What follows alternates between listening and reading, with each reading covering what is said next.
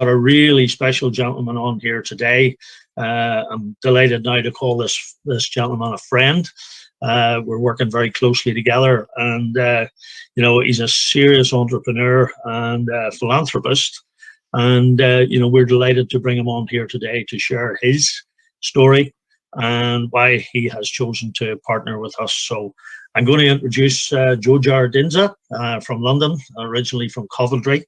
And Jojar is, as I say, his company turn over 23 billion a year. He's the chairman and CEO of the Athlone Group, the 46 companies there. And last year, I think they turned over, as I say, $23 billion. So he certainly knows how to get his way around business. So Jojar, pleasure to have you on this morning. And maybe we can just start with telling us a little bit about yourself and your background and, from humble beginnings, shall we say. Sure. Good morning, good evening, everybody around the world. Thank you so much for spending your precious time with me and Brian and the CFX team.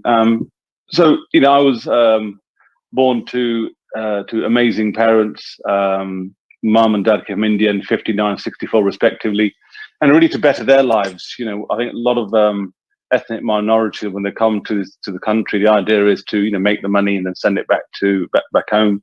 But fortunately for me and for most of the ethnic minorities that I still hear, they stayed and they want to build a better life. So for me, at a very young age, Brian, I knew that money was going to play a very important role in my life, because we lived in a 2 up, 2 down in Coventry, as you say, and we were happy. We didn't have much, and my dad earned no more than £140 a week. There were 8 of us in the house, and being the youngest, you either get everything or you get nothing. And guess what?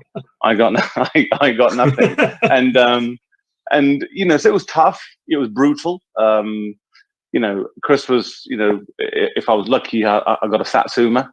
But what we had, we really appreciated. And I sort of carry on that philosophy with my family moving forward, that you should be careful. One day it will go, et cetera, et cetera. We are going to go out ourselves one day. So that was instilled by more so my mum, because she's very much a very religious person, and that plays a very important role in my life then as it does now.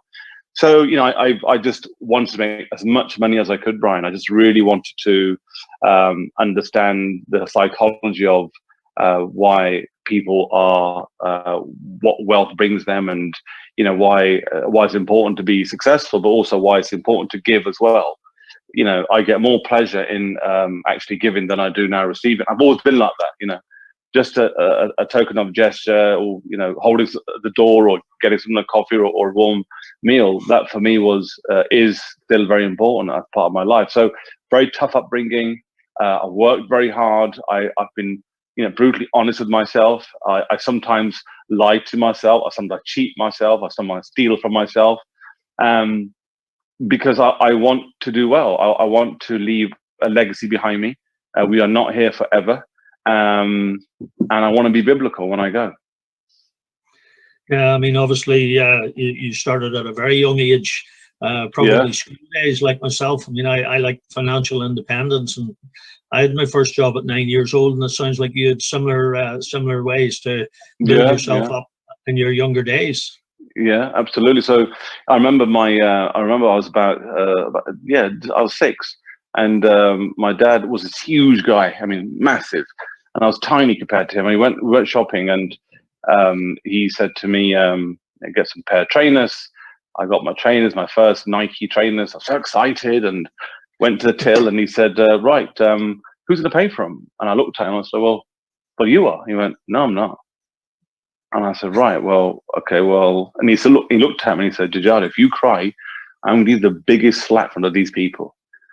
So I went home with no trainers, and my dad sat me down, and he said, "What did you learn from there?" And I said, "Well, because we're Sikhs by faith, so the word Sikh means to learn, so we're always learning constantly, right, as human beings as well." And I said, "Well, I've learned 2 things, Dad. One, I shouldn't go shopping with you ever again, but that's for sure. And 2, I've got to get a job." So 6 years old, I was, and in those days, different as it is nowadays, Brian, right? I wouldn't do that now. I wouldn't let my kids do that now. Yeah. So, I did what I did, and my dad said to me, you won't last 6 weeks. 6 months later, I carried on, morning, afternoon, did what I could. My brother would follow me around sometimes just in case there was any issues. We live in a pretty rough area. I mean, it was pretty rough. It's okay now, and I got my trainers, and for me, I've always set myself goals, and I'm very much goal driven. And we'll discuss that later. But for me, I'm very much, and I never compare myself to anybody. That's really important. I think if you compare yourself to other people, then you're always going to be second best. And I've always said, look, just give it your best shot. We're not here forever, and work with smarter people, not smart people, because smart people, I'm pretty smart, but I want someone who's better than me. And that is what I've done in my career, and I've tried to emulate that in my charity work as well. Yeah, I mean, the same thing applies in any sport. If you play somebody of your own level, it doesn't better you. You want to play somebody and aspire to get to their level, and they bring absolutely. So would you say the driving force that got you was coming from the humble background, that you really felt, well, I deserve better, I want better, and I'm going to make it happen? Was that your driving force to make you start your business? And what business did you really get into then? And how did that develop to where you are now? So absolutely, because when you have nothing, you try and do as well as you can. And I remember seeing the nice cars in Coventry. And I said, I said to myself, one day I like to have that car. And the part of growing up in a, I would say, sort of poor-ish background is you have to aim really high. And I've always said it's not my fault if I was born rich, but it will be my fault if I die poor. And that's to everybody, right? We all have the same opportunities that are given to us. It's whether you are brutally honest to have the balls really to just don't stop.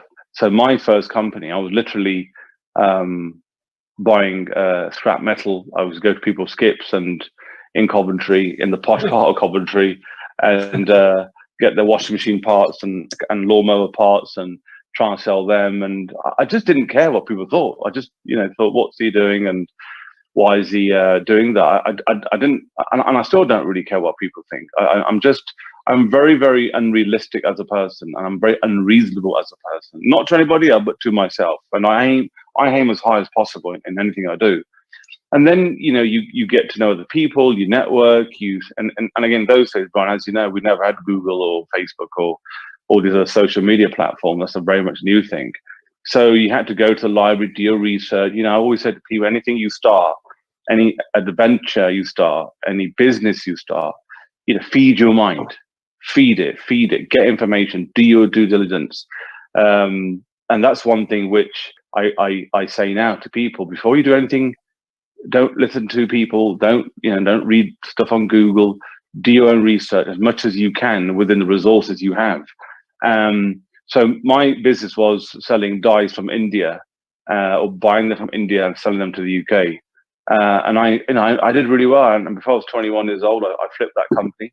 18 months later, I lost everything because I made a bad decision. I trusted somebody that I thought was friend, and it turned out he wasn't. That was, very dark moment in my life, because I couldn't tell anybody I had lost the money because they didn't know I'd made in the first place.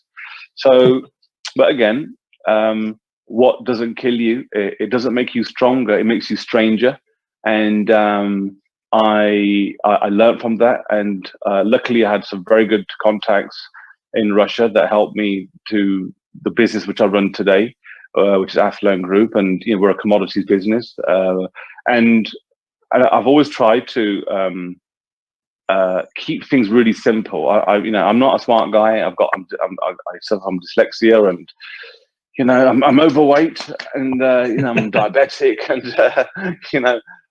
but I'd always try and help people as much as I can. If someone rings me, my PA always says, "Look, Joe, your biggest problem is you're too accessible."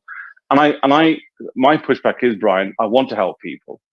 It's good to be good, Brian. It's nice to be nice, and that's what I try and do in everything I do now. Yeah, and I mean, and that experience that you had, that's a big blow when anybody breaks that trust to that level. And, you know, that must have been pretty, caused a lot of turmoil in your own head, because, you know, you couldn't tell anybody because you hadn't told them in the first place. So must have been a pretty dark moment for you. And those are the moments that really, adversity, you triumph from those. And that's the way, I think that's the way our psyche is. Or certainly the people that are driven, and you know, obviously the success that you've taken to the level that you're at now, that must have been a key factor in that. And you know, what would you say are the key secrets to your success then, having had that experience at a young age? So that believe it or not wasn't that bad. What was much worse than that was when I was 12. When I was 12 years old, the police rang my house, and I had to tell my mum and dad that their son had just passed away in a road traffic accident. And that was difficult, because, you know, we can lose money, we make money, you can, you get married, you get divorced, you lose deals, you lose opportunities, but, you know, there's other things. Something comes along, but when someone dies, that's it. The war is over. I will never see my brother in this life ever again. So if you can cope with that, then everything else is quite easy to cope with, because you find a solution. I lost money, and I was depressed. You know, 2 years ago, I lost $900 million on a transaction. Again, I thought I trusted some people that I work with, and you just carry on. I always say, Brian, I never lose, I either learn or I win. So you are, through this life we live, and we're not here forever, we are going to go through trauma. You are going to die. You are going to have your, you know, we are going to bury our parents, right? And if we're lucky, our kids will bury us. That's life. You know, get that into your head, embrace that. And once you start embracing your failures, once you understand that, yes, you know, Jojar's right. I will have days where I don't want to get up there. I will have days where no. But it's not a no. They're just training you to get the yes. And when you do get a yes, celebrate it and then move on to the next thing. But I've always said my secret, Brian, has always been, I just don't stop. I really don't stop. My missus says to me, she said, Joe, I wish you came with a health warning. I said, why is that then? She went, I've never met anybody that just does not stop. She said, I'm not just saying that because I love you to bits. I'm saying it because you're just brutal. You're just unreasonable, unrealistic. But she went, I love you to bits, but you really should come with a health warning. And I'll give you an example, right? So I don't have a laptop. I have 4 of these things, the iPhone 6 Pluses. It's all broken and smashed up and everything. I won't change it, right? I don't, you know, if I sleep for about 20, 30 minutes a day over the 24-hour period. So I don't sleep 3-4 days sometimes. And I came to the conclusion that, you know, when we're younger, Brian, we're all programmed. So it's a TV program, it's a Microsoft program, it's a curriculum educational program. But if you think logically, going to school is the worst thing possible. Because if you want to be an entrepreneur that I wanted to be, the guys teaching me or the girls that are teaching me, they're not entrepreneurs, they're not millionaires or billionaires. So what can they tell me? So I always, which is what we're going to talk about later, my mentoring program, but I want to tell people, I want to share the secret sauce, and teaming up with you guys, that's part of the solution. But the how to be great, and how to be what I call what is being great, is literally a very simple thing. I never judge people what they say to me. I judge what they do. And if you're going to say you're going to do something, just do it. Yeah. And you'd be surprised how simple that is, Brian. And we have this conversation all the time. Like, why do they say that? Why do they just, why do they join the CFX family or the IML family? And they say a lot of things, but why don't they do it? I don't know. So again, embrace it. And again, my secret has always been just don't stop. Don't stop. You can't be somebody, Brian, who never quits. You can't be somebody who never quits. And that tenacity is obviously, you know, proved to be very, very successful. I mean, the experience with your brother at that age, no parent expects to bury their child. And obviously, as a sibling, that's as you say, that puts into perspective anything else. Money is insignificant. Absolutely. But and therefore, obviously, that was probably your darkest moment at that Absolutely. time, and then everything else. Then it gives a perspective that tenacity has just got you and propelled you to where you are. Yeah. And playing with somebody at a lower level, as you say, with the school teaching system, that's like going out and playing, with somebody that's inferior to you. There's no fun in that. Yeah. And you've taken that to a different level. But, most people would be satisfied, and the vast majority of people would be aspiring to become a millionaire. And that's great. But, what really, you weren't very satisfied with that, again, because of the way you are.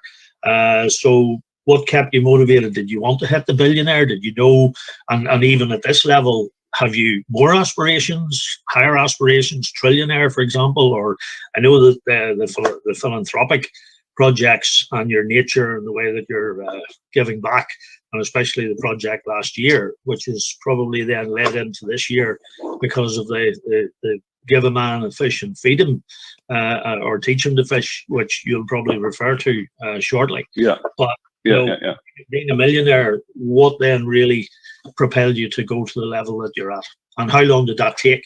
What was the process for that?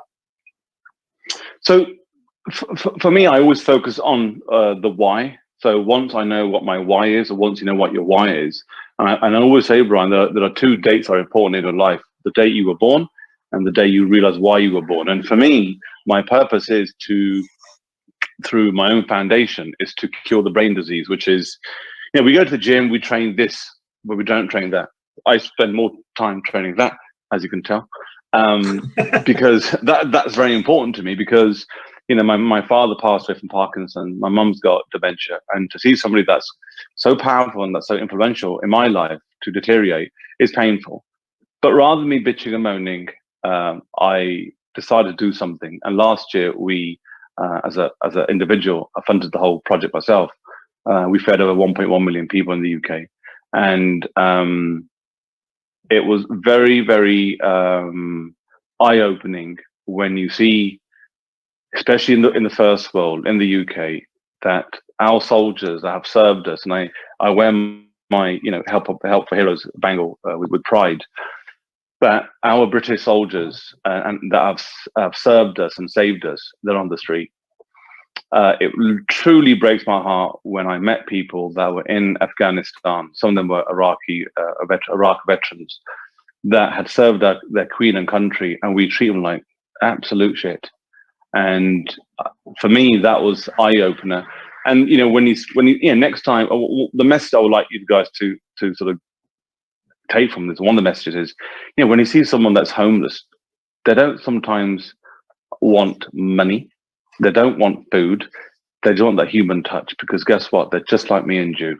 They're not better than me, I'm not better than them either. So when I was doing my rounds of feeding people, and it's all vegetarian food, I wasn't there to preach, I wasn't going to promote a religion or a culture or a club or whatever. I just wanted to do what I call God's work, right? And I fed and I spoke to people every day pretty much. And the message I got across, which I got across from them and I was giving back to them, was people don't need handouts. They need a hand.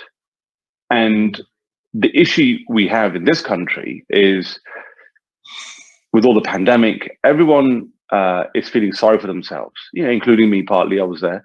But I thought, you know what, I can sit and moan and listen to the news and listen to Boris Johnson and be all doomy and gloomy, or do something about it. So this year, part of our IML program, which we discuss later, is I want to mentor a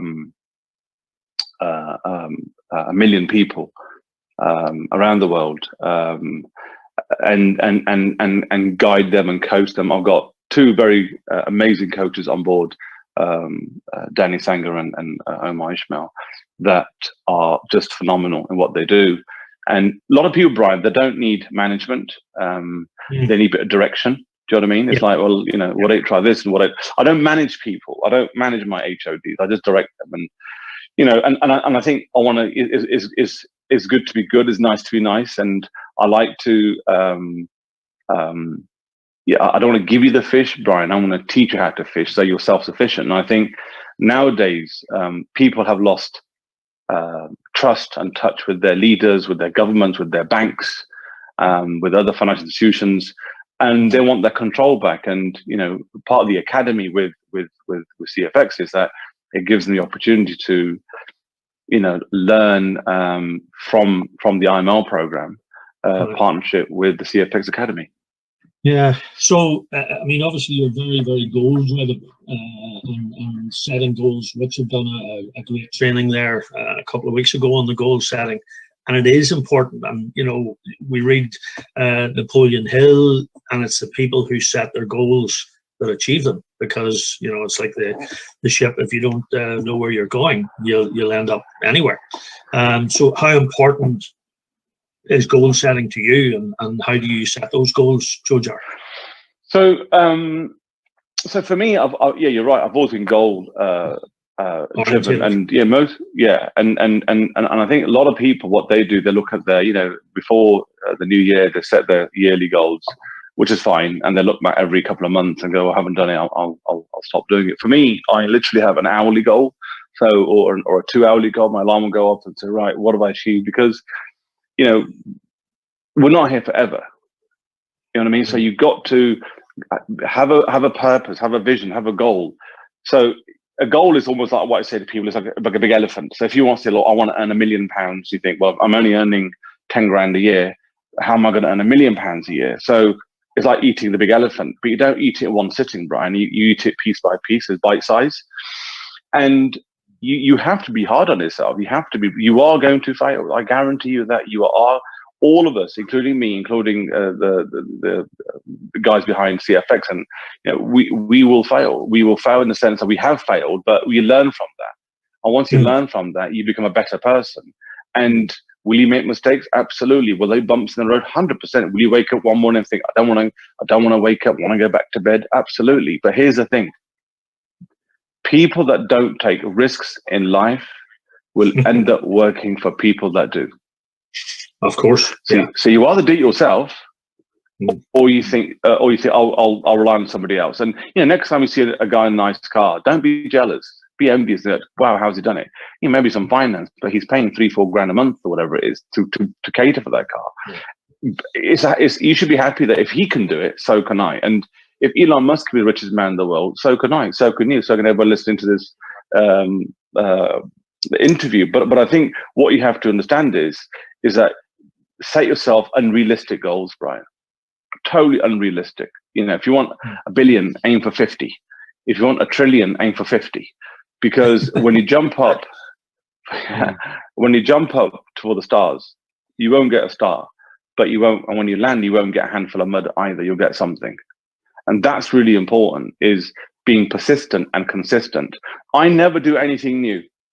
I've never changed my blueprint. All I do is I tell old things to new people. My blueprint will be exactly the same as 5 years ago, 10 years ago, 20 years ago. In the next 20 years' time, if we're still in touch, I hope we are, by the way.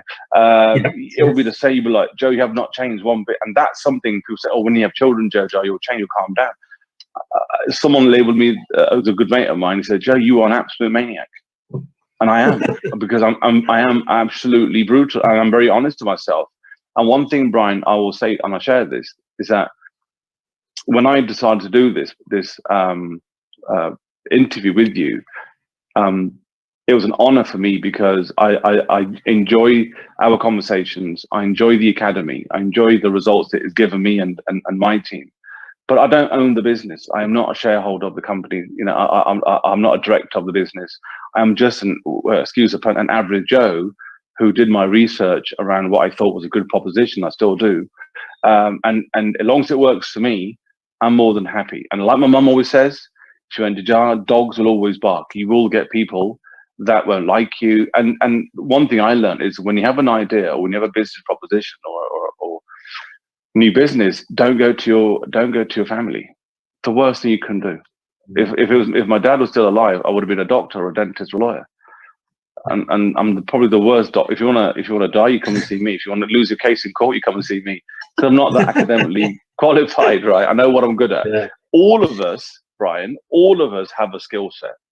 And I mean, I don't care who you are. Yeah. Every single person has what I called a little gem of skill. They just need to find it. And I'm very good at finding out what your skill set is. Even a homeless person who's got nothing, Brian, I'll find a little gem, what he or she is good at, and I'll expand that. And for me, the joy I get is that when you look back 3, 4, 5 months time, you think, do you know what, we did that together. And that for me is what it's all about.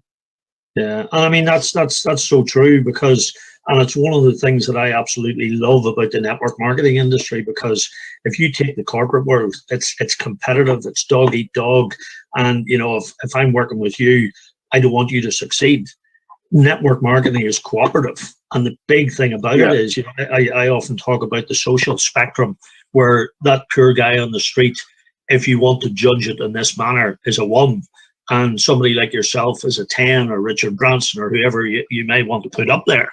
And, you know, everybody knows if I'm a 5, you know, nobody wants to feel inferior. So they go to a 4, and they go to a 3, go to a 2, and all of a sudden your business is in the gutter. But the big thing the big thing about this industry is, if you take the eclectic skill sets of everybody and that little gem that everybody has, that's what I talk about in the training, about putting your boardroom together. You know, we've a business here that you can start your academy for $300. Now, if you treat it like a $300 business, guess what? You're not going to get a big result. If you treat it like a $3 billion business and put your boardroom together with your board members with a different eclectic skill sets, and then collectively work at that in a cooperative manner, that's what networking to me is all about. But, you know, your blueprint, it's very easy to say your blueprint now, you're not going to change it because it has worked. And I think that everybody has to tweak and everything along the way. You know, and the failures, if you want to call them failures or experiences, you know, you said you'd had a deal, lost 900 million. For some people, I mean, that's insurmountable to even think of that, because that's at their level.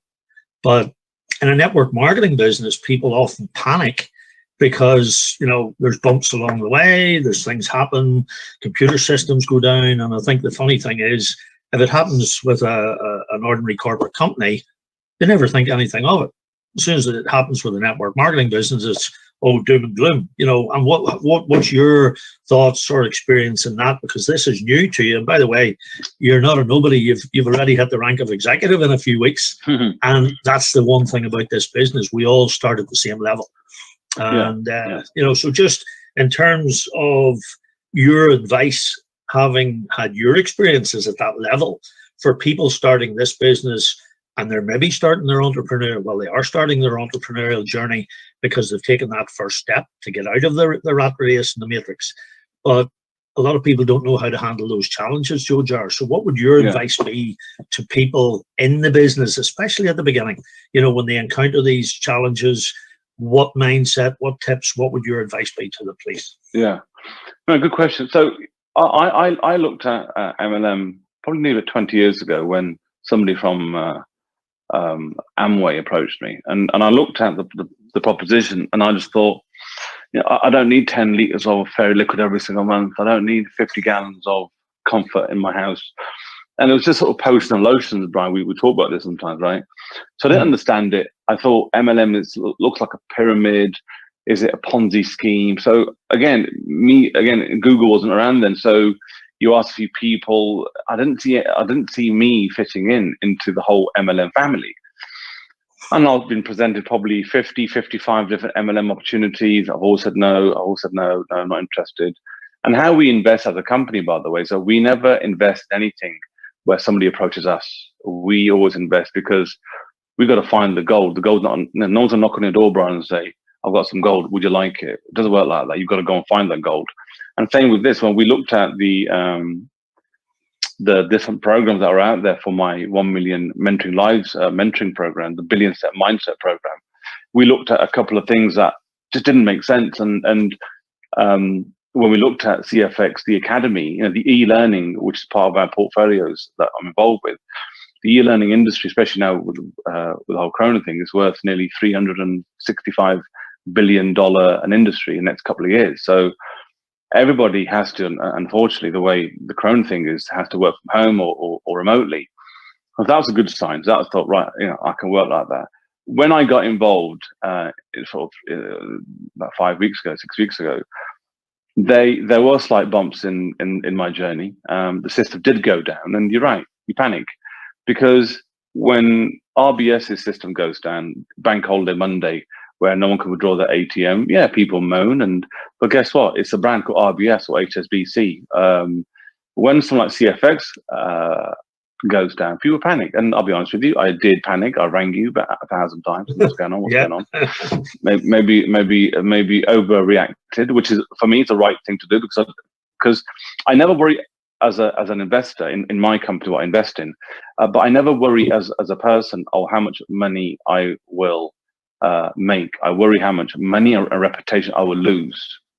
But as soon as you understand something, you accept it. The key is you have to understand it to accept it, and you have to have an open mind. If I told you the stuff that we've worked in and the countries I've been to, like Libya, where everybody said to me, Joe, don't go there, Gaddafi's going to kill you, or do this to you, do that to you, nothing happened. Because the reason why people say it's a no, don't do it, is because they can't do it, because they don't want to make the phone calls, and they don't want to work 20 hours a day, because they're lazy. We are a lazy species, right? We like things done for us. So for me, I always question everything, and I always do my due diligence, and I always ask a lot of people, and I've got a pretty decent network around the world, including the States, including South America, including Panama.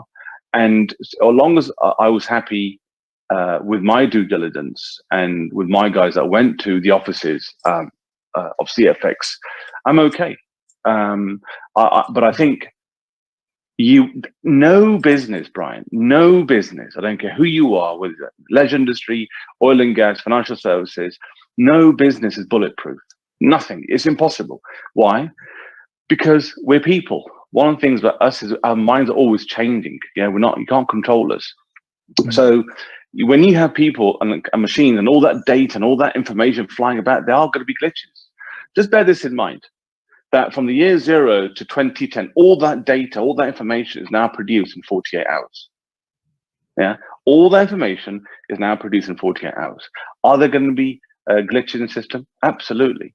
Are there going to be bumps in the road? Absolutely. Will you feel annoyed and pissed off? Absolutely. That's normal. You're a human being. If I didn't panic, or if I didn't get the 47 phone calls, that day from my downline, I would worry as well.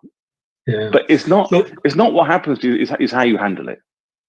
And that's it, as I say, and if someone's not used to it, I mean, the challenges and the bumps in the road, you've had ramps and craters to manipulate. But, when you were doing your due diligence on CFX as a business, obviously you've got the resource to do that. You've been speaking with Waskar, etc., who has very similar values to yourself. So obviously there was an empathy and an alignment there. But can you elaborate a little bit on the sort of, what you felt and how you felt and discovered the due diligence that you did? So the first thing everybody does, and that includes me, you go online, and I Googled it, and there was a load of stuff about CFX and the fraud alerts and this and that and the other. But then you got to take a step back, and you got to analyze who is saying those things, right? And then you look at the posts, and there were people saying, it's a scam, it's this, a Ponzi scheme, and it's a pyramid scheme. And well, surprise, surprise, every organization on the planet is a pyramid, including my own. I sit at the top. I've got a board of directors, management team, HOD, sales guys, sales reps, consultants. So every organization, including royal family, even our British Army, is a pyramid. So that's not an issue. For me, it was all about, the question I asked myself was, is it a Ponzi scheme? And how do I make sure it's not a Ponzi scheme? Because I read the reviews of it's a Ponzi scheme. You don't make money out of Ponzi schemes and yada, yada, yada. So, I looked at the reviews. I gave it internally to my guys to have a look at internally. And then I made a decision to speak to somebody in Panama who's probably one of the richest families in Panama. And I said to Nico, would you mind going to the offices for me and take some pictures and everything? And he went to the RBS Tower in the 9th floor. He met people there. He said, look, just to let you know, they're rebuilding the offices, which is true, because no one told me that. I told Waskar that, and then obviously he confirmed it. And he said, look, there are people that are hanging about, they're doing refurbishment of the office space, which again is in line with what Bhaskar's always said. And I then said, fine, thank you very much. We looked at the back end of the system, the CRM system. It looks fine. I don't know how.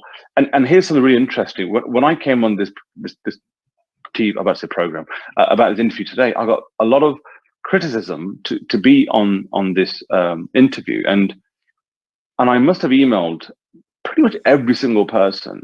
And I spoke to one person who was a very decent guy. Every else that I emailed and that emailed me was, Gmail, Hotmail, Yahoo. And my PA said, listen, tell you what, why don't you talk to Mr. Dhinsa? Oh, no, we don't want to talk to him.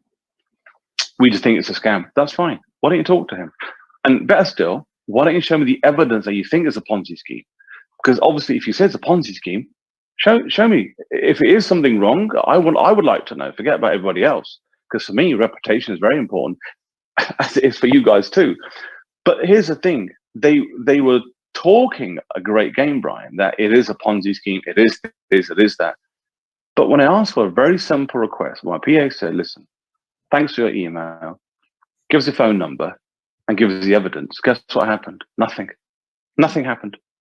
So that for me was enough. The system for me. And again, my disclaimer is, once again, I don't own the business. I'm not a director. I'm not a shareholder. I'm like you guys out there. The system works. The academy system works. What happens in the future, like any business, even my own, I don't know. But today, as I am going to enroll 1 million people around the world in my mentoring program, we are going to be partnering up with CFX. Yeah. Absolutely. And I mean, I think a lot of people don't understand the network marketing industry. And as you rightly said, your own company included, every single structure in every sector is a pyramid. The big difference with our pyramid is it's an inverted pyramid that allows everybody to go to the top. It doesn't matter who you are, where you come from. If you're motivated like you are, anybody can succeed, and they can succeed above the person who introduced them. And that's one of the things that I love about the industry. Absolutely. And the leverage that you can create. So, this obviously ties in nicely with your mentoring program. I think the philanthropy that and the work that you're doing there is going to be phenomenal. It'll have a massive impact on many, many more people, teaching them to fish and letting them be self-sufficient, and partnering with CFX to do that. I think is going to be fantastic. So, what encouragement would you give? Just finally, billionaire mindset. That's something that most people don't have. They might try and get a billionaire mindset, but what is it that you would what encouragement would you give somebody starting CFX today? Because it's not easy out there, and especially with the current economic and social conditions, people are depressed, mental issues, and I think this is a great way, because the community that we have here, even the online meetings, some of the trainings, meetings, we're getting maybe a couple of hundred people, and more people are saying it's great to be part of something. People like to be part of something. They don't like it's not nice being on your own. Absolutely. So what would your advice be to make that journey work and be successful? I think it was all about planning and preparation and purpose. So set yourself a goal, set how much money you want to earn on a monthly basis, 5, 10, 20, 30, 50 grand a month, whatever it is, and work backwards. So I've always, again, done that in my companies. I think go on to feed your mind, learn from your peers, team up, and quite rightly, Brian, in this current climate, there's a lot of loneliness, there's a lot of heartache, people are losing their jobs, but team up with somebody that is better than you, and that's what I've done. Hence why I talked to you, I talked to Bhaskar, I talked to Richard, and etc. And I think just don't stop, just beast it. I have a 90-day mentality, which is for 90 days, just beast it. Don't sleep, don't eat, don't do anything, don't have a shower, just beast it for 90 days. And it's a simple, you'll be a smelly bugger, but that's fine. But you'll be a rich smelly bugger. And I've always said there's no such thing as a rich ugly man, right? But I think but I think if you have the goal, the purpose, and the why you're doing what you're doing, then you will always be successful, whether it's MLM or running your own corner shop or your business empire. It's just, you've got to be goal driven, and you've got to have that purpose, the outcome. Focus on the outcome, not the process. That's really important, because the process will take care of itself. It's the outcome people worry about. So I look at it a bit like, going from London to Manchester. You take a road, an M1 or the M40, but you might take a U-turn, end up in Derby somewhere, i.e. you have a bad day. But guess what?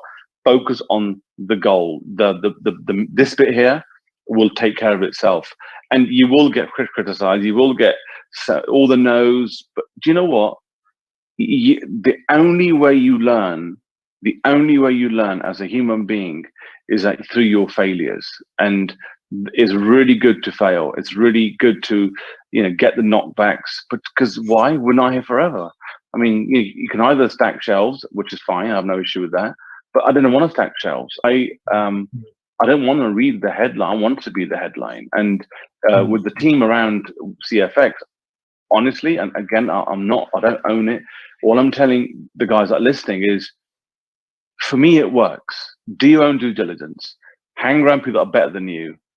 Get mentored. Look at our mentoring program, and just don't give up, because we're not here forever. We are all gonna go. And what's there to lose? There's nothing wrong. I can't see anything that's wrong with it, other than it's different. It's different to what other people are saying.